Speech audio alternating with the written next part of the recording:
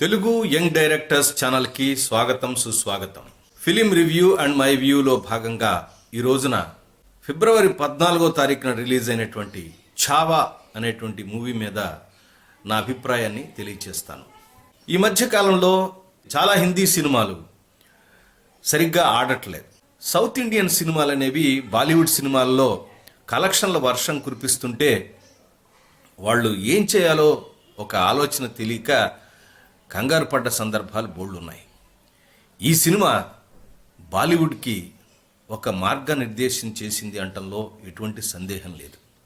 అలాగే మన Indian cinema యొక్క స్టామినాను కూడా ఒకసారి చూపించింది. మరో రకంగా చెప్పుకోవాలంటే మన యంగ్ డైరెక్టర్స్కి రైటర్స్కి నేను చెప్పాల్సింది ఏంటంటే, ఒక వీరుడి యొక్క సినిమాని లేదా మరుగుపడిపోయిన ఒక చారిత్రక సత్యాన్ని కానీ లేదా హిస్టారికల్ ఫ్యాక్ట్ని కానీ మన జాతికి చెందిన యోధుడిని కానీ ఎవరైనా కానీ, ఉదాహరణకి అల్లూరి సీతారామరాజు కథని తెలుగులో తీసాం, అలాంటివి ఎవరైనా ఉంటే దీనికి ఒక ఎగ్జాంపుల్గా మనం తీసుకుని సినిమా తీయవచ్చు. క్యారెక్టర్స్ డిజైన్లో కానీ, విజువలైజేషన్లో కానీ, డైరెక్షన్లో కానీ, యాక్టర్స్ యొక్క పెర్ఫార్మెన్స్లో కానీ, తర్వాత మ్యూజిక్ డైరెక్షన్లో కానీ, ముఖ్యంగా డైలాగ్స్ విషయంలో కానీ ఈ సినిమా అద్భుతంగా ఉంది అనటంలో ఎటువంటి సందేహం లేదు. మన తెలుగులో కూడా ఇలాంటి ఒక సినిమా వచ్చింది దాదాపుగా 2 ఏళ్ల కింద అనుకుంటాను. చిరంజీవి గారు నటించిన సైరా సినిమా, దానికి కూడా దాదాపుగా 150 కోట్లు ఖర్చు పెట్టారని కూడా మనం విన్నాం. కానీ అది అంత సక్సెస్ కాలేదు. ఉయ్యాలవాడ నరసింహారెడ్డి కథ కూడా చాలా ఇన్స్పైరింగ్గా అనిపిస్తుంది. ఎందుకంటే ఆ సబ్జెక్ట్ మీద ఒక టీవీ సీరియల్కి నేను మరో రచయితతో కలిసి పనిచేశాను. డైలాగ్ స్క్రీన్ ప్లే కూడా అందించాను, కొంత రీసెర్చ్ కూడా చేశాం. ఆ సీరియల్కి నంది అవార్డు కూడా వచ్చింది. ఈ చిత్రం ఏంటంటే, ఈ సినిమా తీసిన వాళ్ళు ఎవరో కూడా మమ్మల్ని కనీసం కన్సల్ట్ కూడా చేయలేదు. సరే, అది వేరే విషయం. సో ఎందుకు ఆ సినిమా హిట్ కాలేదు అంటే, సరైన ప్రాపర్ రీసెర్చ్ లేకపోవటం, క్యారెక్టర్ని ప్రొజెక్ట్ చేసే విధానం సరిగ్గా లేకపోవటం. ఆ సినిమా రిలీజ్ అయినప్పుడు కూడా నేను ఇదే అనుకున్నాను, మన అల్లూరి సీతారామరాజు సినిమా స్ట్రక్చర్ని ఏదైతే తీసుకుని దానిలో కనుక క్యారెక్టర్స్ని, ఈ సబ్జెక్ట్ని కూడా డిజైన్ చేసి కనుక కొత్తగా చెప్పినట్టుకుంటే అద్భుతంగా విజయం సాధించేది. కానీ రచయితలు కానీ దర్శకులు కానీ ఆ దృష్టితో ఆలోచించకపోవటం అనేది నాకు అప్పట్లో బాధ కలిగించింది. ఆ తర్వాత ఈ సినిమా చూస్తుంటే కరెక్ట్గా నాకు అల్లూరి సీతారామరాజు సినిమా జ్ఞాపకం వచ్చింది. ఎందుకంటే ఒక స్వాతంత్ర సమరయోధుడి యొక్క బాధాకరమైన జీవితం, అంటే చివరికి ఎలా ఎండ్ అయిపోయాడు, ఆత్మత్యాగం చేసినటువంటి ఒక చరిత్రను తీసుకుని, ఒక హిస్టారికల్ క్యారెక్టర్ తీసుకుని మనకు అల్లూరి సీతారామరాజుని అందించారు. అలాగే మరాఠా యోధుడైనటువంటి సంభాజీ మహారాజ్, శివాజీ మహారాజ్ గారి పుత్రుడైనటువంటి సంభాజీ మహారాజ్ చరిత్రని కూడా అలాగే మన ముందు ఆవిష్కరించారు. స్వరాజ్యం కోసం తప్పించే ఒక యోధుడి యొక్క మానసికమైనటువంటి ఉద్వేగం ఎట్లా ఉంటుంది, అతని చుట్టూ ఉన్నటువంటి ఎటువంటి రాజకీయాలు ఉన్నాయి, అతని యొక్క సహచరి క్యారెక్టర్ ధర్మపత్ని యొక్క క్యారెక్టర్. నేను ఎప్పుడు మెన్షన్ చేస్తుంటాను మన తెలుగు యంగ్ డైరెక్టర్స్కి రైటర్స్కి, విమెన్ క్యారెక్టర్స్ని బలంగా తీర్చిదిద్దటం. పినతల్లి క్యారెక్టర్ కానీ, రష్మిక మెడోన్నా యాక్ట్ చేసినటువంటి యేసుబాయ్ కాదు యశోబాయ్ యశోధ అని వస్తుంది కదా, యశోబాయ్ అనేటువంటి క్యారెక్టర్ అనేది అద్భుతంగా చేసింది. ఆ పాత్ర యొక్క డెప్త్ని అర్థం చేసుకుని పెర్ఫార్మెన్స్ చేసిన విధానం అద్భుతం. ఈ సినిమా ఓపెనింగ్ చూసినట్టయితే మనకి చాలా అద్భుతంగా ఉంటుంది. ఒక వాయిస్ ఓవర్ మెసేజ్తో వస్తూ ఉంటుంది. ఆ చిత్రాలు కూడా కుడ్య చిత్రాల్లాగా అద్భుతంగా చూపించారు. అంటే చారిత్రకమైనటువంటి అంశం గురించిన చెప్పేటప్పుడు ఆ చరిత్రకు సంబంధించిన అంశాలను చూపించుకుంటూ కథలోకి తీసుకెళ్లే విధానం. ఆ తర్వాత ఒక సభ జరుగుతుంది, ఔరంగజేబ్ సభ. అక్కడ అందరూ కూడా ఆయన్ని ప్రైజ్ చేస్తూ ఉంటారు. అక్కడ ఒక ఇన్ఫర్మేషన్ వస్తుంది, శివాజీ మహారాజ్ ఆయన దేహాన్ని విడిచారు అనే విషయం తెలుస్తుంది. తెలిసి వాళ్ళందరూ ఆనందపడిపోయారు. ఇంకేముంది, మనకి ఇంకా మన మొఘల్ సామ్రాజ్యానికి ఎదురే లేదనుకుంటారు. కానీ అక్కడి నుంచి స్టార్ట్ అవుతుంది కథ, అసలు కథ.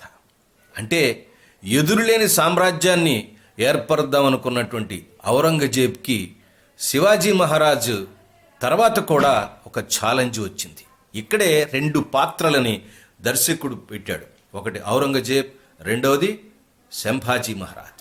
2 క్యారెక్టర్లని, అంటే ఒకటి ప్రొటగనిస్ట్ అండ్ రెండోది యాంటగనిస్ట్, 2 పాత్రలని బ్యాలెన్స్ చేసిన విధానం. ఇంతకుముందు కూడా మన ఛానల్లో చెప్పుకున్నాం, విలన్ క్యారెక్టర్స్ పవర్ఫుల్గా ఉండాలి అని అంటే పవర్ఫుల్ అంటే డైలాగులే అక్కర్లేదండి, విత్ యాక్షన్తో కూడా చూపించవచ్చు అని చూపించినటువంటి చిత్రం ఇది. దర్శకుడి యొక్క టేస్ట్ కానీ, దర్శకుడి యొక్క ఆలోచన కానీ ప్రతి అంశంలో, ప్రతి క్యారెక్టర్ యొక్క ఇంట్రడక్షన్లో, ప్రతి డీటెయిల్లో మనకి స్పష్టంగా కనిపిస్తుంది. నేను అవన్నీ ఇప్పుడు ఇంకా సినిమా రన్నింగ్ అవుతుంటే క్లియర్ కట్గా చెప్పలేను, కానీ ఒక్క విషయం మాత్రం మీకు మెన్షన్ చేస్తాను. అదేంటో ఇప్పుడు చూద్దాం.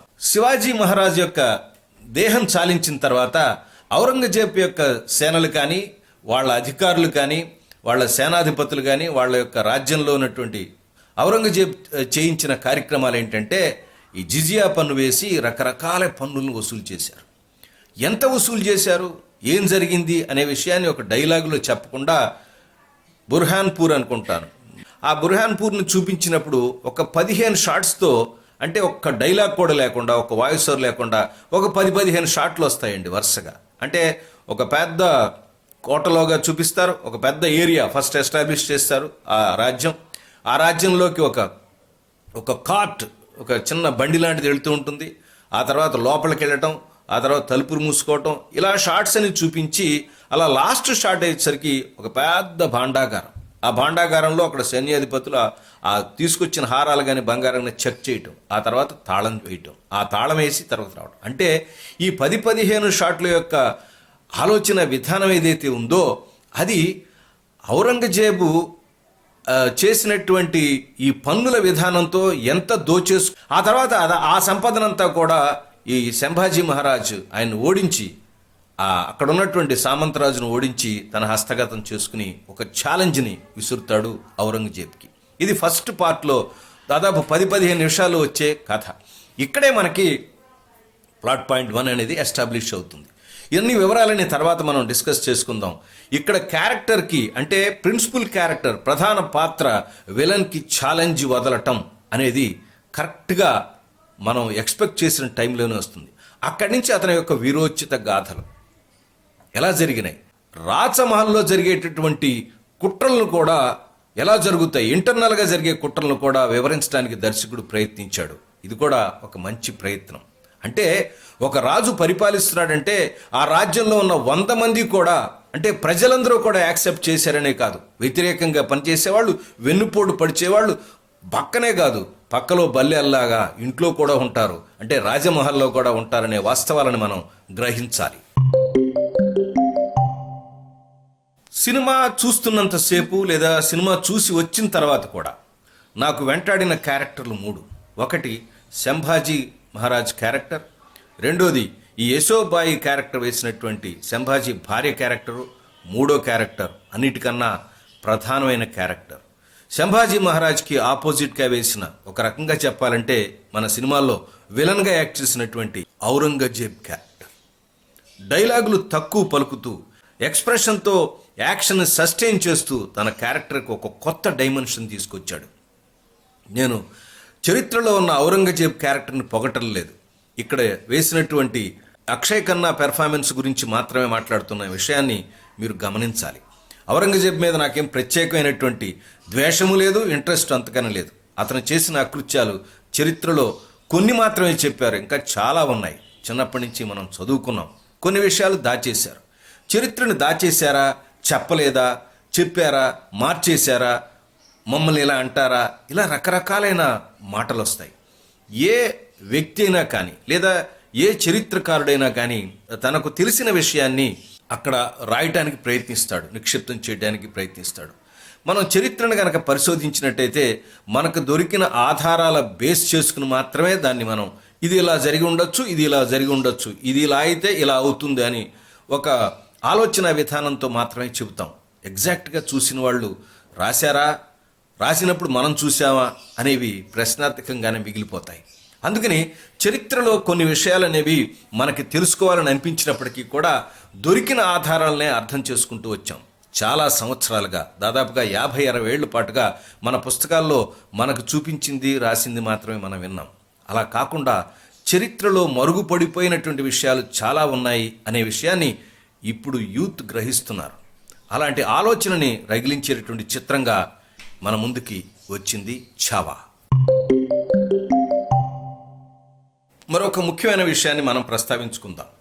ఈయన ఎప్పుడైతే రాజ్యాలని ఒక్కొక్క రాజ్యాన్ని ప్రొటెక్ట్ చేసుకుంటూ ఔరంగజేబును ఆక్రమించకుండా అతని యొక్క సైన్యాన్ని, ఇక్కడ ఒక చాలా ఇంట్రెస్టింగ్ పాయింట్ని డైరెక్టరియల్ పాయింట్ ఆఫ్ వ్యూలో కేవలం ఇతనికి 25,000 మందే ఉన్నారు.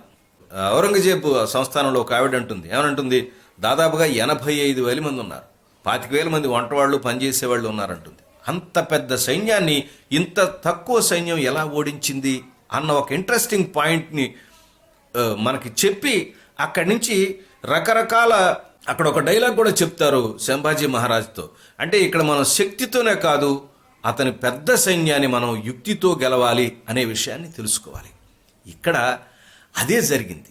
అందుకనే మనకి ఎపిసోడిక్గా ఉన్నప్పటికీ కూడా ఏ ఎపిసోడ్కి ఆ ఎపిసోడ్ కొత్తగా ఉండటం, ప్లేస్ ఆఫ్ యాక్షన్ కొత్తగా ఉండటం, తర్వాత చేసేటటువంటి ఫైట్ కొత్తగా ఉండటం, ఇవన్నీ కొత్తదనం తీసుకొచ్చినాయి. అందువల్లే మనకి రకరకాల ఎపిసోడ్లు చూస్తున్నా ఎప్పటికప్పుడు కొత్త విషయాన్ని చూస్తున్నాం. అలాగే ఆ క్యారెక్టర్ చేసినటువంటి సంభాజీ మహారాజ్ చేసినటువంటి యుద్ధాలు, యుద్ధ నైపుణ్యం, దానిలో గెలుపు, ఎట్లా ముందుకెళ్తున్నాడు అనేటువంటి ఉత్సాహాన్ని మనకి క్రియేట్ చేస్తుంది. కాబట్టి ఎపిసోడిక్గా ఉన్నప్పటికీ కూడా ఇంట్రెస్ట్ క్రియేట్ చేయడానికి ఇది ఒక పాయింట్. ఇదివరకు మనం ఒక సినిమా చెప్పుకున్నాం, ఒక మన తెలుగులో వచ్చిన గేమ్ చేంజర్ కానీ, లేకపోతే అల్లు అర్జున్ సినిమా పుష్ప 2లో కానీ మనకేం కనిపిస్తుంది, ఎపిసోడిక్గా కనబడుతుంది. ఏ ఎపిసోడ్గా ఆ ఎపిసోడ్ కట్ అయిపోయి కొత్త ఎపిసోడ్గా స్టార్ట్ అయినట్టుగా ఉంటుంది. ఇక్కడ అలా కాదు, ఒక ఎపిసోడ్ తర్వాత ఒక ఎపిసోడ్ కొత్తగా ఉండటంతో పాటుగా ఒకే అంశం మీద వెళ్తుంది. ఎలా ఔరంగజేబు సైన్యాన్ని నిలువరించాడు, ఎలా విజయాన్ని సాధించాడు, పైచేయి సాధించాడు, దక్కన్ పీఠభూమిలోకి ఒక్క అడుగు కూడా ఔరంగజేబుని అడుగు పెట్టనీయకుండా ఎలా ఆపాడన్నటువంటి ఒక సింగిల్ పాయింట్ మీద కథ నడవటం వల్లనే ఇది ఎపిసోడిక్గా కాకుండా ఒక సీక్వెన్స్ లాగా అనిపించి మనకి ఇంట్రెస్టింగ్గా అనిపిస్తుంటుంది. ఇది దర్శకులు తప్పకుండా తెలుసుకోవాల్సిన అంశం. మరొక ముఖ్యమైన అంశం అంటే సంభాజీ మహారాజ్ని ఓడించడానికి ఏం చేశాడు ఆయన? డైరెక్ట్గా ఏం చేయలేదు, ఈయన కూడా కుట్రలే. ఎవరైనా దొరకటానికి, మనకు అల్లూరి సీతారామరాజులో కూడా ఆయన దొరకటానికి పక్కన ఉన్న వాళ్ళే ఇన్ఫర్మేషన్ ఇచ్చి ఆయన్ని పలానా చోట ఉన్నాడని చెప్పి బ్రిటిష్ సైన్యంతో పట్టిస్తారు. అలాగే ఇక్కడ కూడా ఆయన ఆస్థానంలో బాగా బలంగా నమ్మిన వాళ్ళు, వీళ్ళు కూడా మన కుటుంబంలో వ్యక్తులు అని ఒక సభలో అనౌన్స్ చేశాడు ఒక సీన్లో బిగినింగ్లో సంభాజీ మహారాజ్. అలాంటి వ్యక్తులు ఇద్దరూ కూడా ఈయన పక్కన నమ్మకంగా ఉంటూ, వీళ్ళు ఒక ఎస్టాబ్లిష్మెంట్, వాళ్ళ ఎస్టాబ్లిష్మెంట్, వాళ్ళు కూడా ఒక రాజులు కావడం, రాజ్యం సంపాదించడం కోసం, స్వతంత్ర ప్రతిపత్తి పొందడం కోసం అవతల ఔరంగజేబుతో చేతులు కలిపి వెన్నుపోటు పొడుస్తారు. ఆయన బందీ అయిపోతాడు. ఇదే మన రాజులు ఓడిపోవటానికి ప్రధానమైన కారణం. వాళ్ళేమో చాలా సందర్భాల్లో ఓడిపోయిన వాళ్ళు, అటు బ్రిటిషర్స్ కానీ మిగతా వాళ్ళు చరిత్ర పరిశోధిస్తే ఇలా లూప్ హోల్స్ పట్టుకుని వాళ్ళని మన లొంగ తీసుకున్నట్టు పాయింట్లే కానీ డైరెక్ట్గా గెలిచిన యుద్ధాలు ఎన్ని ఉన్నాయని చెప్పండి చరిత్ర పరిశీలిస్తే. ఇది మన వాళ్ళని మనం ద్రోహం చేసుకోవటం కాదా? ఒక్కసారి ఆలోచించాలి. స్క్రీన్ ప్లే పాయింట్ ఆఫ్ వ్యూలో ఆలోచిస్తే ఏదైనా ఒక పాత్ర విజయం సాధించడం లేదా అపజయాన్ని పొందటం, క్లైమాక్స్లో వచ్చే సీన్ అనేది నాకు చాలా బాగా నచ్చినటువంటి సన్నివేశం. అటు అల్లూరి సీతారామరాజు సినిమాలో కానీ ఇక్కడ కానీ, అక్కడ రాసిన డైలాగులు కానీ, ఈ యాక్టర్స్ ప్రదర్శించినటువంటి నటన కానీ అద్భుతంగా ఉంటుంది. పర్టికులర్గా నేను చిట్ట చివరికి వస్తే ఏముంటుంది, దాదాపుగా 20-25 నిమిషాలు కదా ఆయన బందీ అయిన తర్వాత, ఏం సినిమా ఉంటుందిలే ఇంకా అనుకున్నాను నేను. కానీ కుర్చీకి నేను అతుక్కుపోయాను. దానికి కారణం ఏంటంటే ఆ యాక్టర్ల యొక్క పెర్ఫార్మెన్సు, ఆ పర్టికులర్ క్యారెక్టర్స్ వెనకాల యొక్క థాట్ ఏదైతే ఉందో, అంటే స్వరాజ్య నిర్మాణం కోసం, తమ ధర్మం కోసం త్యాగం చేసిన వ్యక్తుల యొక్క మానసికమైనటువంటి స్థైర్యం ఏదైతే ఉందో అది పాత్రల ద్వారా ప్రదర్శింపచేశాడు దర్శకుడు. కాబట్టి కేవలం దాదాపుగా 20-25 నిమిషాల టైం ఉంటుంది, దాదాపుగా హాఫ్ అన్ అవర్ సినిమా. ఇంకంతే, ఆయన కట్టేస్తారు, రకరకాల హింసలు చేస్తూ ఉంటారు. అయినప్పటికీ కూడా థియేటర్లో జనం అలా చూస్తున్నారు. మన దగ్గర కొంచెం మామూలుగానే చూస్తున్నారు ఈ సినిమాలు, కానీ మహారాష్ట్రలో, నార్త్ ఇండియాలో హరహర మహాదేవ అంటూ సంభాజీ మహారాజ్ని పొగుడుతున్నారంటే ఏమాత్రం సందేహం లేదు.